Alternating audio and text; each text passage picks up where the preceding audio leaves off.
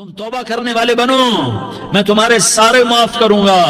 یا عبادی الذین اسرفوا علی انفسہم، اے میرے نافرمان بندو آ جاؤ مجھے منا لو، مجھے راضی کر لو۔ من تقرب الی تلقیتہ من بعید، تم مجھے راضی کرنے آؤ، میں آگے بڑھ کے تمہارا استقبال کروں گا۔ کوئی ناراض، میں کسی سے ناراض ہو جاؤں، وہ مجھے منانے آئے تو میں اس کا استقبال کروں گا یا منہ موڑ کے بیٹھوں گا اور اسے سلواتیں سناؤں گا، جلی کٹی سناؤں گا؟ میرا رب کہتا ہے لیاری کا جو مجھے راضی کرنے آتا ہے میں آگے بڑھ کے اس کا استقبال کرتا ہوں۔ میں کہتا ہوں آجا میرا بندہ، میں تو کب سے تیرے انتظار میں تھا کہ کب توبہ کرے گا اور میں معاف کروں گا، کب توبہ کرے گا اور میں معاف کروں گا۔ اللہ کو اپنا بناؤ، اس کے در پر جھکنے کے ساتھ ہمارے گناہوں کی حیثیت ہی کوئی نہیں ہے۔ بنی اسرائیل میں ایک آدمی نے 99 قتل کیے، اس کو خیال آیا میں توبہ کروں، ایک عبادت گزار کے پاس گیا اور اس سے پوچھنے لگا میں نے 99 قتل کیے ہیں، میری توبہ ہو سکتی ہے؟ اس نے کہا ہرگز نہیں، تو بڑا ظالم ہے، تیری کوئی توبہ نہیں۔ اس کو غصہ چڑھا، اس نے اسے بھی قتل کر دیا، 100 کر دیے۔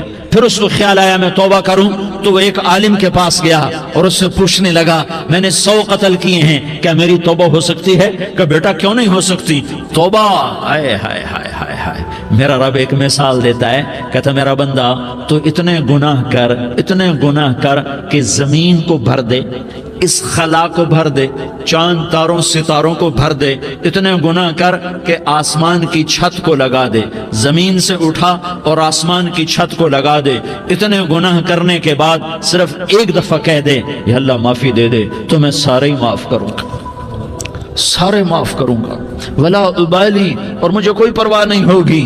انہوں نے کہا بیٹا گناہوں کی معافی تو یقیناً ہے لیکن توبہ کا ہونا ضروری ہے، تیری توبہ پکی ہونے کے لیے یہ ماحول چھوڑنا ضروری ہے۔ تو یہ بستی چھوڑ کے اس بستی میں چلا جا، وہاں نیک لوگ رہتے ہیں، ان کی صحبت میں تو رہے گا تو تیری توبہ پکی ہو جائے گی۔ اس نے کہا میری معافی ہو جائے، میری معافی ہو جائے، میں ہر کام کرنے کو تیار ہوں۔ بوریا بستر اٹھایا، جو تبلیغ والے کہتے ہیں گھر چھوڑو، لیاری چھوڑو، بستر اٹھاؤ اور چلے کے لیے نکلو، 4 مہینے کے لیے نکلو کہ اپنی توبہ کو پکا کرو، ورنہ ماحول کی گندگی پھر آدمی کو گرا دیتی ہے، پھر گرا دیتی ہے، پھر گرا دیتی ہے۔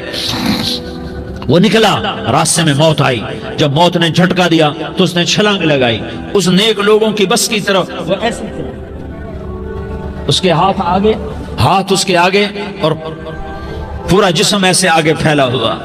اللہ تعالیٰ نے لیاری والوں کو قصہ سنانا تھا تو دونوں فرشتے بھیج دیے، جنت کا بھی آ گیا، جہنم کا بھی آ گیا۔ جہنم والے کہنے لگے مجرم ہے ہتھ کڑی لگاؤ، جنت والے کہنے لگے مہمان ہے سہرے پہناؤ۔ جہنم والے کہنے لگے توبہ ادھوری ہے، ابھی توبہ پکی نہیں ہے، ابھی نیک لوگوں کے شہر کو پہنچا ہی نہیں ہے کہ موت آ گئی۔ اور جنت کے میں کہنے لگے نہیں نہیں نہیں، توبہ ارادے سے ہو جاتی ہے، ارادہ کر لیا توبہ ہو گئی، ہمارا مہمان ہے۔ اللہ نے تیسرا فرشتہ بھیجا، جاؤ فیصلہ کرو۔ کیا فیصلہ کرو؟ وہ یہاں مرا پڑا ہے، یہ اس کی بستی ہے، یہ نیک لوگوں کی بستی ہے، وہ یہاں مرا پڑا تھا۔ اللہ تعالیٰ نے کہا فیصلہ کیا کرتا ہوں کہ یہ فاصلہ ناپو، اگر گھر کے قریب ہے تو دوزخ والے لے جاؤ، اگر نیک لوگوں کی بستی کے قریب ہے تو جنت والے لے جاؤ، یہ میرا فیصلہ ہے۔ ہائے ہائے واہ میرا رب، میں تیرے قربان۔ ہوا کیا تھا؟ وہ گھر کے قریب تھا اور نیک لوگوں کی بستی سے دور تھا۔ جب ناپنے لگے تو اللہ تعالیٰ نے ادھر والی زمین سے کہا جو نیک لوگوں کی بستی کی طرف سے تھی، اللہ تعالیٰ نے اس زمین سے کہا سکڑ جا، اور جو گھر والی زمین تھی اس کو کہا پھیل جا۔ ادھر کی زمین کو پھیلا دیا اور ادھر کی زمین کو سکیڑ دیا۔ جب ناپا گیا تو وہ نیک لوگوں کی بستی کے قریب ہوا۔ اللہ نے کہا لے جاؤ جنت میں، ہم نے معاف کر دیا۔ اور یہ تو بنو اسرائیل کا آدمی ہے، ہم تو محمد مصطفیٰ صلی اللہ علیہ وسلم کے امتی ہیں۔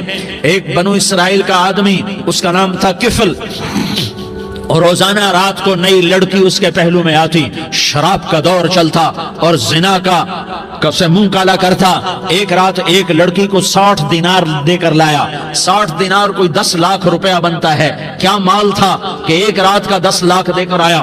جب کمرے میں داخل ہوا تو وہ لڑکی رو رہی تھی، تو کفل نے پوچھا کیوں رو رہی ہو، میں نے زبردستی تو نہیں کیا؟ تو وہ اس نے روتے ہوئے کہا کفل میں پیشہ ور عورت نہیں ہوں، میں عزت دار عورت ہوں، مجھے بھوک نے یہاں تک پہنچایا ہے۔ میں یہ کہا کرتا ہوں جب سردار لوگ، جب مالدار لوگ زکوٰۃ نہیں دیتے تو غریبوں کی بیٹیاں نیلام ہو جاتی ہیں۔ مالداروں سے کہتا ہوں، ان سرداروں سے کہتا ہوں کہ اللہ کے نام پر دیا کرو کہ غریبوں کی بیٹیوں کی عزتیں بحال رہیں۔ تو کفل نے جب دیکھا اور جب سنا، آنسوں کو دیکھا اور اس کی بات کو سنا، تو وہ اس کا وحشی دل، پتھر دل، کیا آنسوں نے کام کیا کہ وہ رونے لگا۔ کفل رونے لگا اور کہنے لگا بہن جس عزت سے آئی تھی اسی عزت سے واپس چلی جا، اور میں بڑا کتا انسان ہوں، میں بہت گندا انسان ہوں، میں تیرے آنسوں کے طفیل توبہ کرتا ہوں، تو میرے لیے دعا کر دے، اللہ میری بخشش کر دے، اور تو چلی جا اپنی عزت کی سلامتی کے ساتھ، اور جو مال میں نے تمہیں دیا تھا تمہیں ہدیہ۔ وہ بچی گھر پہنچی اور کفل کو پتہ نہیں اگلے لمحے کیا ہونے والا ہے۔ تھوڑی دیر کے بعد کفل مر گیا، اچانک جوانی میں موت آ گئی۔ کفل کو نہیں پتا تھا کہ میری زندگی کی چند گھڑیاں باقی ہیں، ساری زندگی زنا شراب میں گزری، آخری چند لمحے میں توبہ کی۔ اب میرے اللہ نے کیا کیا؟ اللہ کے بن جاؤ، ہاتھ جوڑتا ہوں، اللہ کے بن جاؤ، اللہ کو اپنا بنا لو، اللہ کو اپنا بنا لو، اللہ کو اپنا بنا لو، اللہ سے دوستی لگا لو، اللہ سے یاری لگا لو، اللہ کے آگے سر جھکا لو، ایک دوسرے سے محبت والے بن جاؤ۔ ہاں یہ وہ شخص تھا، کل اس کی میت کو دیکھ کر کوئی اس کو کندھا دینے نہ تھا، اس کے اپنے بھی اس کو غسل نہ دیتے، اس کے اپنے اس کو کفن نہ دیتے، یہ ایسا ظالم بدماش نافرمان تھا۔ ہاں سنو، کفل موسیٰ علیہ السلام کا امتی، طارق جمیل محمد مصطفیٰ کا امتی، سردار عزیر محمد مصطفیٰ کا امتی، ہمارے پیچھے محمد مصطفیٰ کے آنسو ہیں، آہیں ہیں، سسکیاں ہیں۔